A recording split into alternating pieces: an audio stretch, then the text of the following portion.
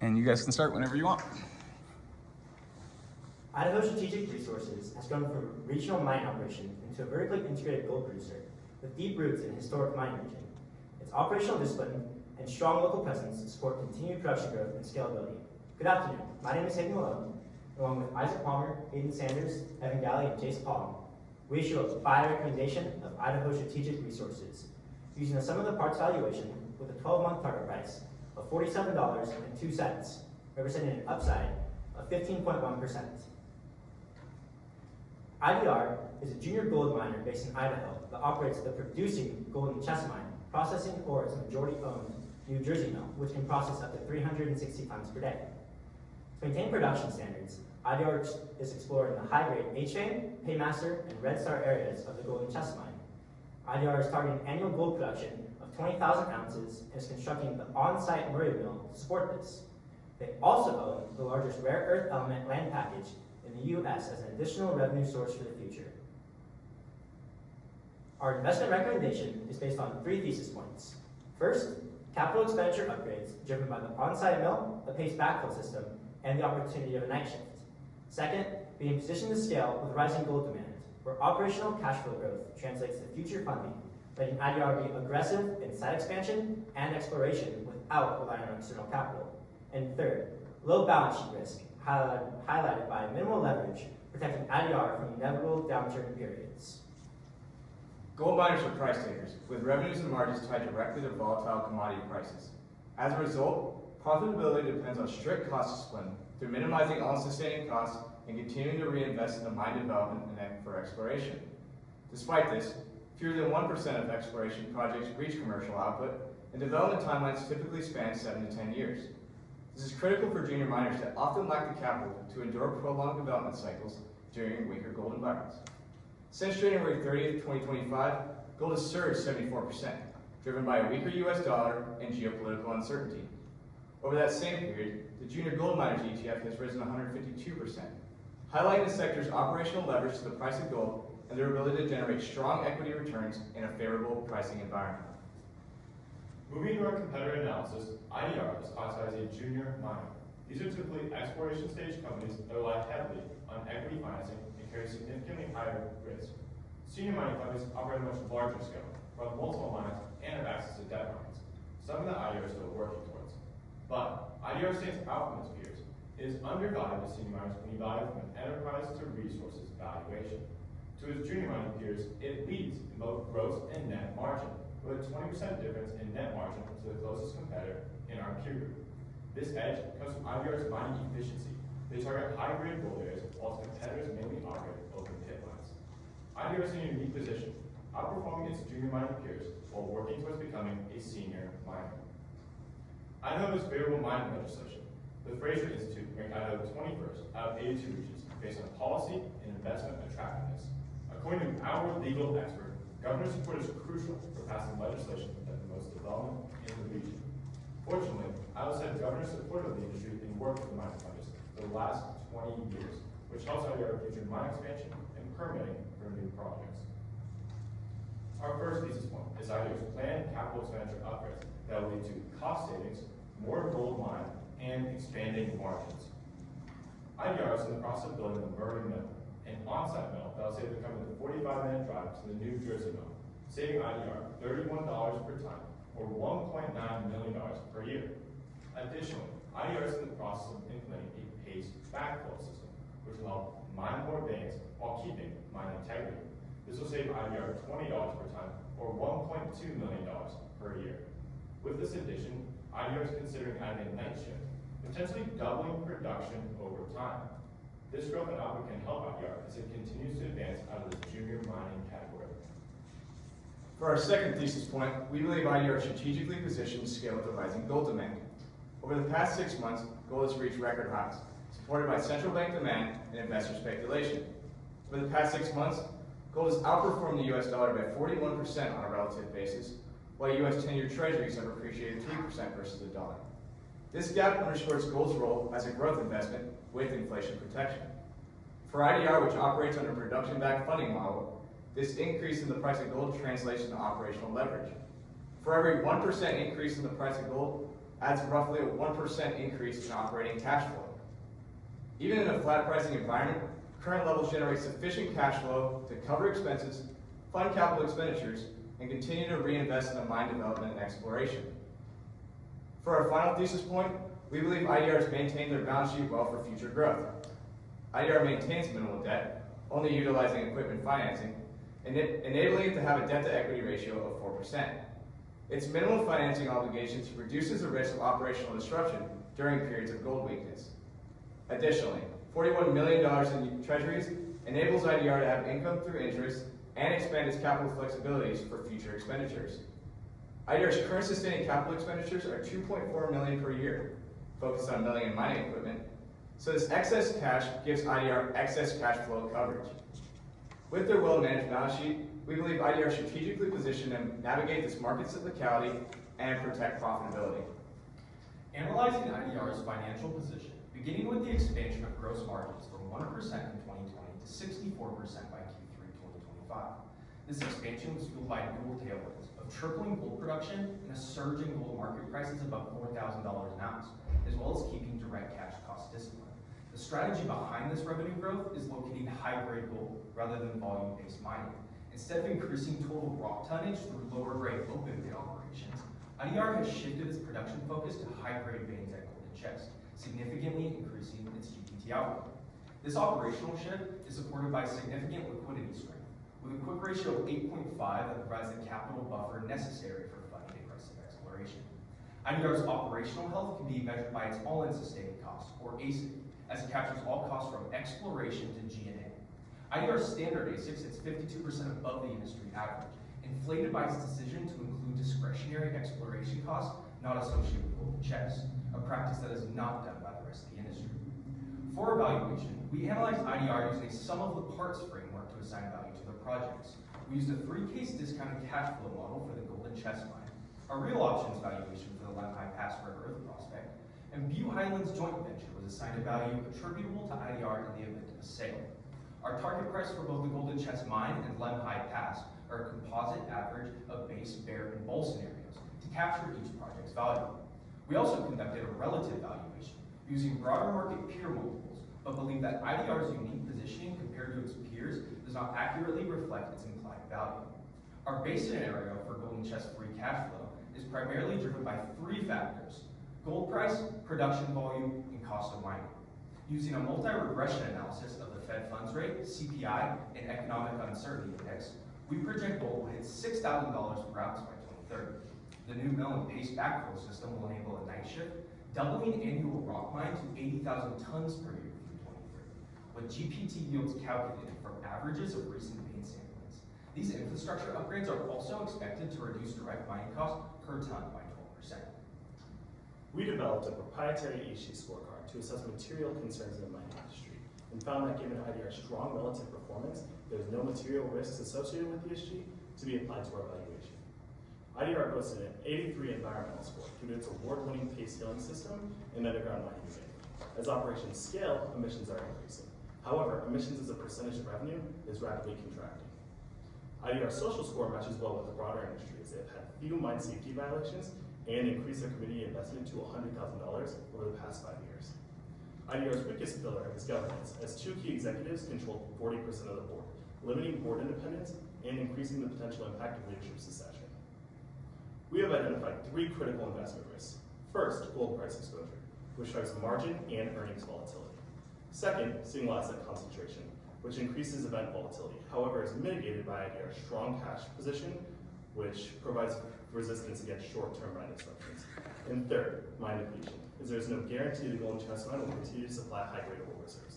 IDR mitigates this by increasing exploration investment as operations scale. Given IDR's strategic mill and backfill upgrades, scalable operations, and strong balance sheet, we issue a buy recommendation with a target price of $47.02, representing a 15.1% upside. We'd like to thank the judges and open the floor to any questions. Great, thank you guys, and now we can open it up to the judges in whatever order. Thank you guys. You want me to go ahead and start again?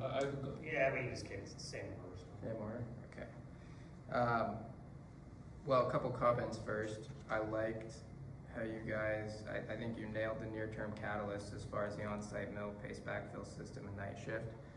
Understanding that, I think, was really good. Curious, what do you make of recent insider selling? Yeah, that's a good question. Isaac, can you go to my governance ownership, please? Yes, since the last 10K, the biggest trade-off has been John Swallow selling from his 9.1% ownership position down to his 4.2% ownership position. After some research, we didn't see exactly why he's been selling off his shares, but we don't see that as a huge risk right now. Gotcha, thank you. Since you guys are on the sell side here, putting yourself in my shoes, say you're pitching Citadel last week, what would you say investors most underappreciate about Idaho Strategic, in your opinion? I believe it would be the potential upside that it has with the potential of adding that night shift and bringing in 80,000 tons of rock. Also, I would like to emphasize the other gold properties that they have other than just the Golden Chest mine, which is their only producing mine, but they have other gold properties like the Eastern Star or the Murray Gold Belt that have historical gold mines on them. And I think that eventually IDR will be able to one day turn these gold properties into one day developing mines. Yeah, great. Last comment from me is most of what I run into is investors looking at Idaho Strategic as some of the parts. So, well done there. Yeah, we used a sum of the parts valuation because we wanted to use a discounted cash flow model for the Golden Chest mine as management is right now producing from there and actually getting the revenue from there. So we were able to use a DCF and then using a real options valuation for the Lehigh Pass because it treats that property like an actual options call, where management has the right to fund this project, but they aren't obligated to. Whereas a DCF would just be kind of blindly assuming that they would go forward with this project. And then we also wanted to value Butte Highlands just because as Highland Mining is putting in all of the developmental costs, we see it as just IDR kind of holding on to a free lottery ticket. Gotcha.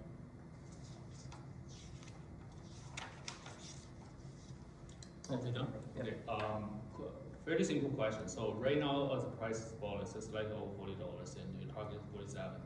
So what factors do you think will actually drive the price to your target price? Why is not 47 today? Sorry, could you repeat that question? So your target price is $47, right? So why is it not $47 today, and what factors will actually drive the price there? What factors will drive the stock price to your target price? Yeah, so it's the big three things that would drive this is the cost of gold, the production volume of gold, and then also the cost of mining for IDR. Those are the big three drivers of the model. So, good presentation, you guys. My first question is, and this is truly like, kind of I'm a little baffled by is that, open pit mining is a lot cheaper than underground mining. How is it their expenses are so low as an underground miner? Yeah, I mean, this is primarily because, if we look at the operating margin in 2020, like what I said was 1%, they had not great margins, but as with the underground mining, they're able to produce a lot more gold. And with the recent increase in the price of gold, those operating costs look a lot smaller compared to that top line revenue. Okay. And then in terms of dilution, obviously the company raised over $20 million in equity dilution over the last year. They have a remaining 20 plus on their ATM. So what are your concerns in terms of them diluting? If I bought stock tomorrow, that they're going to dilute my equity position going forward.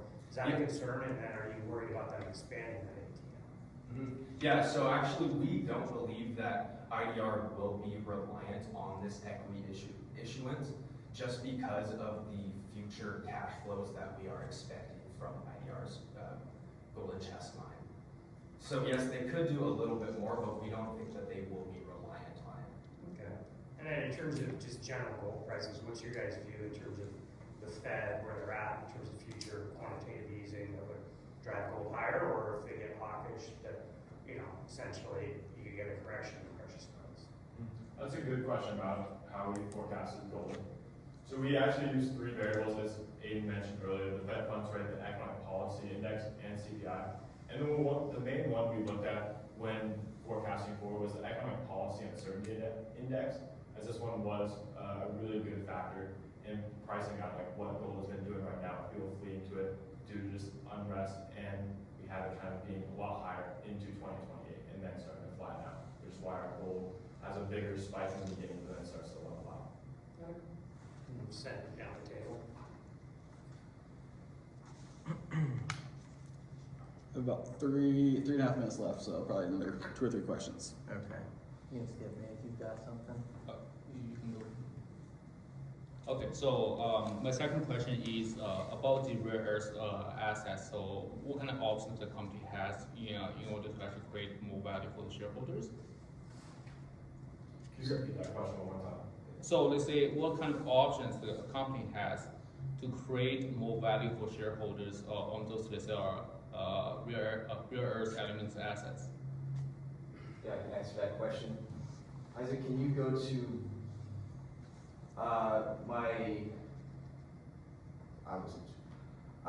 so currently IDR for their Lemony Pass project is sitting on the largest composition of their 3 projects. The Lemony Pass has a 56% composition of those heavy REEs, which are those magnet REEs that go into those computers, go into the fighter jets and electric vehicles. So that would be where that Lemony Pass project would be valuable in the future. My question is more about how they actually make money off it. It's valuable. How they actually make money and create value for the shareholders. How can, what options do they have? I can answer that, right? Yeah. Right now, they are just doing exploration. They're probably about 7 to 10 years out of actual production, and a lot of that would come with capital investments from the Department of Defense. So they're still doing exploration right now, exactly on that. Thank you. So you guys look at the fact that in our region right now, we have a really low snowpack, and their access to water is critical to processing. Like, is that a non-issue, or is that something I should be concerned about as an investor? Yeah, so thank you for your question. We believe that IDR uses minimal water usage, so although there is a high water impact, they have access to enough reserves to scale.